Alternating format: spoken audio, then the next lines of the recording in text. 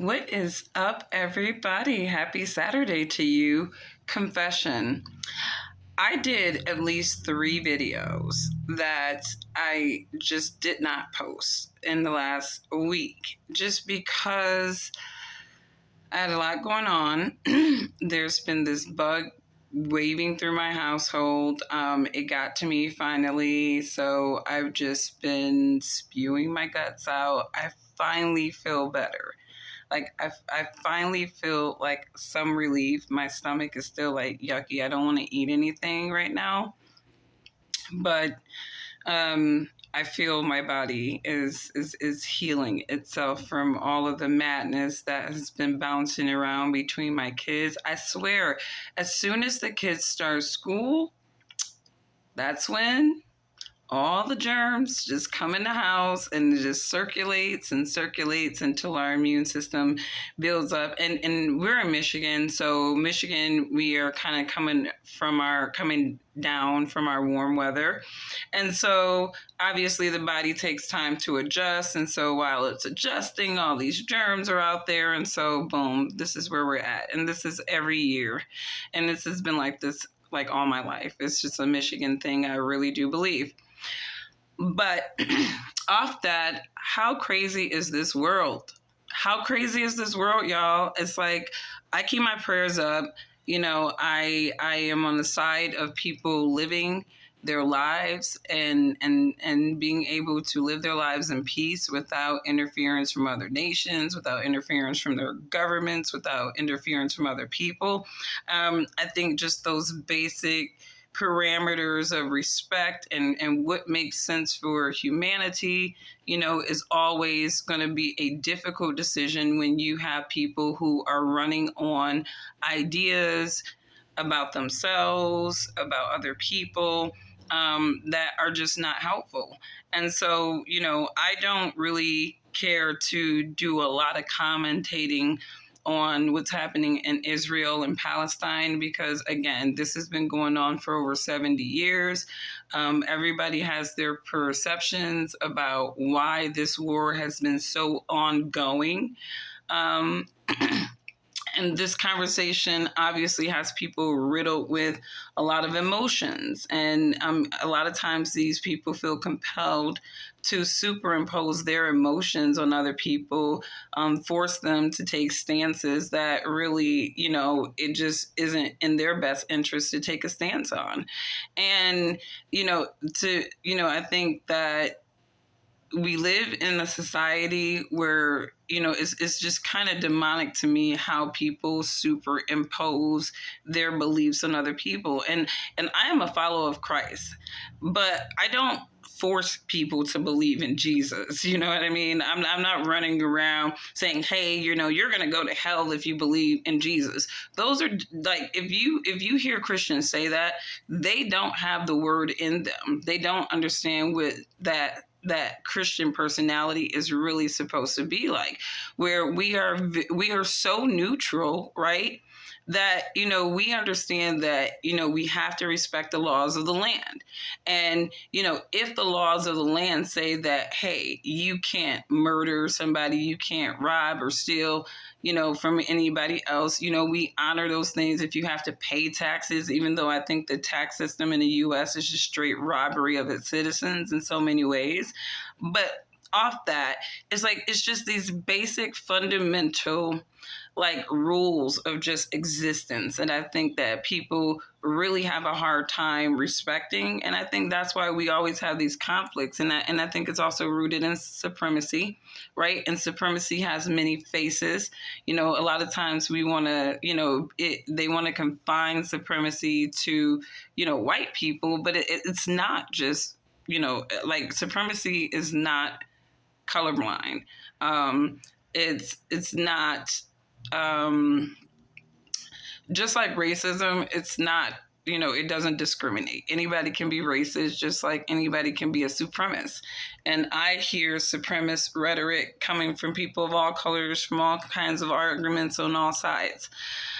But anyways, keep your prayers up on that, because honestly, a lot of this stuff is beyond our control. And if it's beyond your control, it's like I'm not about to put a whole lot of energy into it. I'm trying to live every day until the crap hits home over here, because sometimes what happens abroad, it's literally the learning curve for what could happen in your own country.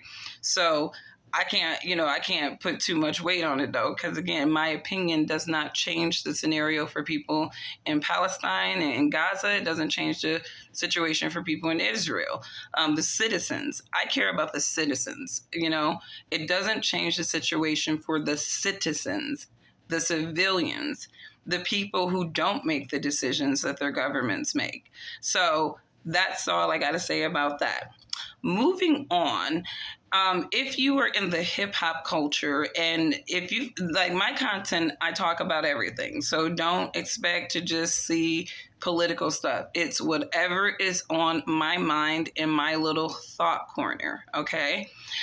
So it's just, I don't take requests to do stuff. I just literally, oh, this popped in my brain. Let me do a video. Let me post it. That's how it works over here.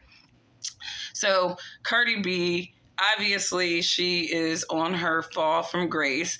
And I said this in a video probably a couple of months ago now, where, when an artist that they have overpropped to the public inorganically, right? When they overprop these artists, these shelf life artists is what I call them. What happens is they can't maintain it, right? Because either the artist is going to take off by themselves in their art, or they're not, right? If they have to have armies of people to constantly help this person, get to a level that they need them to be, then eventually, like, labels are out in these streets trying to make money. And they are contending with the independent artist space even more, because we do live in the age of streaming, where, you don't really necessarily need a record label to do damn near anything to be a music success. You look at XX Tentacion, I still can't say that poor baby's name. Rest in peace, baby.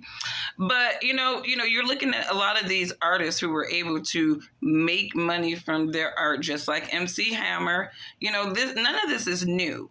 Independent artists being able to just organically make money because people really like their music without being signed. It's really when they get signed is when people really start checking out. They may have that one album where it's just fire. They put everything in their hand, all hands on deck for this one artist, right? But then the follow-up really is on the artist. And what these record labels are realizing is these people aren't real artists.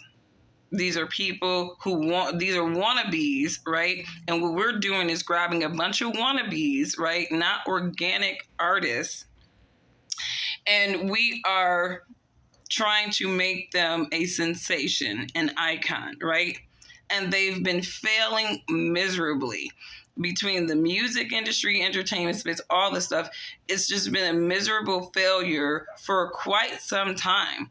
And it's really because they have infused Satanism in almost everything. You got artists who are coming out with all this Satanism, and you like, damn, that was not even you on your underground or anything like that. And see, the thing is, we do live in this social media world where people can go back and look at who these people were before the industry got their little claws on them, their talons on them, And so, it's like you see it across the board, right? Doja Cat. Now, Doja Cat is a very talented young lady. She is an organically talented artist.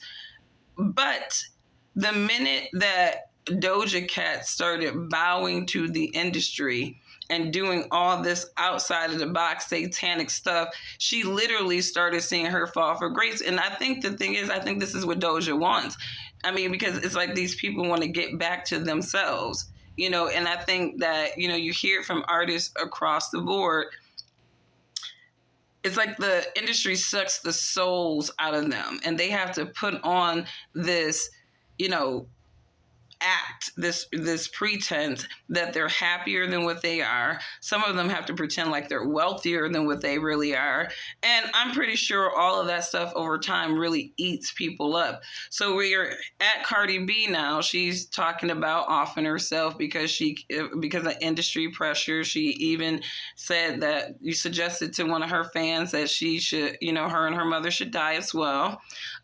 Which she did follow up and come back and say, I'm sorry, because I'm pretty sure they're like, what are you doing? Like, you really don't want a career, do you? You really don't want a career. And it's like, this is that, sob story time. I'm depressed. My career isn't going the way I want to. And it's not even like I can go get empathy from my fans, right? Because they just want me to produce. And I've hyped myself up to be this person against this organically great artist. Like, I mean, say what you want about Nicki Minaj. I mean, she's very talented. She's just a talented. She's organically talented. She's an artiste. Okay? She's not a shelf life, prop. You know what I mean? She is a true artiste. And that is what is so perplexing for the industry, is that Nicki should have went away years ago, right? But she's still pushing out bangers. She still has a fan base, and they're just like, this fan base should be moving on to this shelf life artist. Right? So Nicki has moved herself into icon status. And for the first time, female rap has an icon, right? Lil' Kim, like I said, you can say what you want to say about Kim. She was a great blueprint, but Nicki was the pink print, the architect, and the construction workers for the female rap game. And she deserves the credit and the mild arrogance that she has. But with that being said, I still am mad at Nicki for not really doing too much with Cash Doll, So there's a little arrogance there, Nicki. There's a little arrogance there, in terms of, humbling yourself to work with real lyricists. Cash Doll is a real lyricist. So to see a Nicki and a Cash Doll next to each other, I can see how that could be a little intimidating for her, right? Because like I said, Cash Doll, I think Megan Thee Stallion, she is, she kind of hurt herself. Like, I mean, after Tory, it's like all we can see you as is a bopping chick that can possibly get black men locked up. So we not dealing with you, Megan, like that. But off of that, I wish Cardi well. I wish she kind of can get herself together. And I said this a little while ago, too, that they need to save their money, right? Because if when you realize that you are a shelf life artist, the money is going to stop coming in the volumes that you're used to after a while. And then it may stop altogether. And you're going to be stuck with all of these things that you have purchased. So, first, Cardi, she buys Birkin bags. That's her thing. Every woman has her thing, right? And so she has a huge Birkin collection, right? And so she says that in a recent interview, that she does not like to she prefers Birkin bags over real estate because she said that she has tenants that are not paying rent. First of all, vet your tenants. Vet your tenants.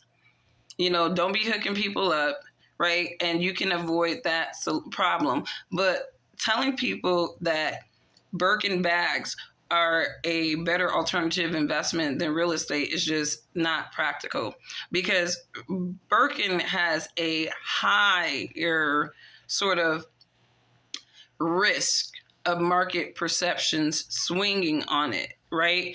It has a higher risk than any real estate property, right? The real estate market is going to do what it do. It go up and down. Whatever's happening in the economy, obviously that impacts the real estate market.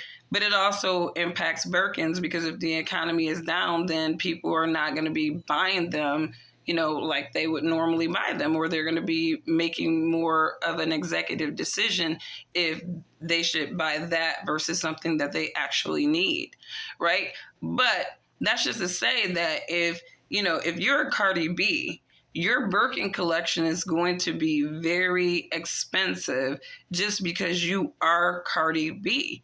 Your name alone will have your Birkin collection at or above market value, likely above market value. Any regular Jane Smith on the streets, right?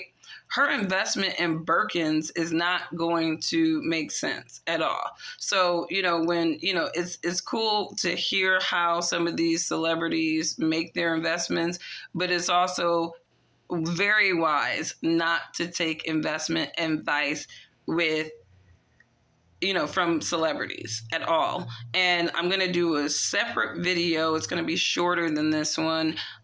Just kind of going over that DJ Envy thing and some of the other things I've heard within the last maybe month or so. Just to kind of help people be alert, especially Black people, because I think that a lot of times we do want to see our people do very well. We do want to see our people in professional spaces that, we might not otherwise be. We have a lot of Black people in real estate. We have a lot of Black people who are jumping into the financial advisory space. And it's refreshing to see those faces. But it's absolutely important for the people who occupy those spaces to occupy them with integrity, with as much conviction to do right by people that you serve as possible. And you don't want to be betraying anybody. But the last people you want to be betraying is your own people for a variety of different reasons, because Black people historically have felt the pangs of people who are not Black constantly betraying them. So it hurts and cuts even more when we're dealing with our own people and they're out here scamming and manipulating us. So I'm going to do a separate video on that because I do want that point to stick out, and I don't want it jumbled into some other thoughts that I introduced in this video. But I'm going to say this, and I'm going to scream it into the cows come home. Do not take investment advice from celebrities. Just don't do that. Especially if you're in a Black community. And I say especially in the Black community because we tend to be a little bit more miseducated or undereducated, and in some cases illiterate when it comes to finances and financial choices. And, I think that we all have the mindset that we want to get rich. And some of us have this mindset, oh, I didn't plan for X, Y, and Z or whatever, I didn't do right. So now I want to hurry up and see how much money I can make. So you just jump in, not realizing that the person that is selling you this investment do not know your entire situation. They don't know if you're even in a position to be doing what they're asking you to do or suggesting that you do. And I tell people all the time, it's like, if you got people who are out here pitching products to you or whatever without knowing your entire situation, run away from them. Those are people that you don't want to be helping you make financial decisions just because they're not going to be working in your best interest. So I hope everyone had a wonderful work week. I have been so busy, and honestly, I've been sick this week, but I've kept everything moving. And I kind of gave myself breaks. I was slow motion on days when I needed to, but I just hate stopping when I'm sick. Like I feel like, I do what my strength allows me to do. So if it's just simply just getting to know people online, it's like I always try to keep things moving, to the capacity that I can, even though my energy levels, I just felt like somebody was pressing a button. I mean, it wasn't until all that spewing, honestly, that I actually started feeling a lot better. So whatever was in my body is gone. I feel better. And so I hope you guys enjoy your day. My little sister's in town, so I'm about to head over to my big sister's house where everybody's going to meet and hang out. Bye.